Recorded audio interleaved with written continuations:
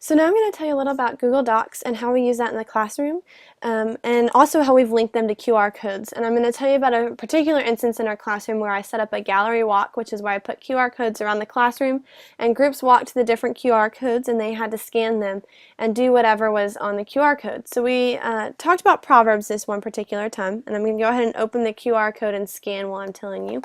And when the kids scanned a QR code, it would be linked to a document or Google Doc with a proverb on it. And their group would have to discuss what they thought the proverb meant before I even explained to them what proverbs were. And this way I could see what kids actually knew about proverbs, what I needed to teach, if there was anything that the kids could help each other with. And the coolest thing about this would be that the kids could interact with each other on the Google Doc. They could see what others put and they could base their answers off of that. If they wanted to comment on each other's, they could. So if we open the Google Doc, we could see that a chain is no stronger than its weakest link was the document pulled up. Here it is right at the beginning. We're going to click on it. And when the students clicked on it, they were able to scroll down to their group, and they were able to put in what they thought it meant. So we have, it looks like group 1 and 3 accidentally switched boxes, but that's okay. And they were able to type in what they think it meant. And I was able to go through and see, okay, this group understood it, this group didn't, this group kind of was on the right track, and this group wasn't.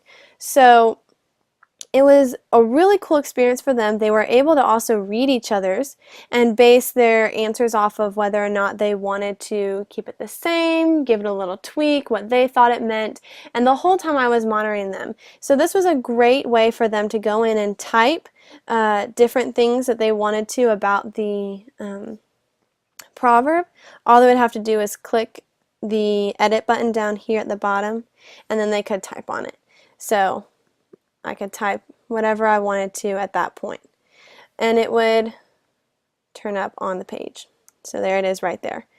That's how we use Google Docs. There are many, many ways that you can use them, but this is one of the ways that we use them in our classroom, and I'm exploring different ways to use them because I think it's a great way for kids to collaborate and to be creative on a technological site.